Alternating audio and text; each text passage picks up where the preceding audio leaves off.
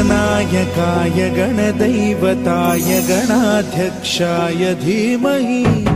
गुणशरीराय गुणमण्डिताय गुणेशानाय धीमहि गुणातीताय गुणाधीशाय गुणप्रविष्टाय धीमहि एकदन्ताय वक्रतुण्डाय गौरीतनयाय धीमहि गजेशानाय भालचन्द्राय श्रीगणेशाय धीमहि एकदन्ताय वक्रतुण्डाय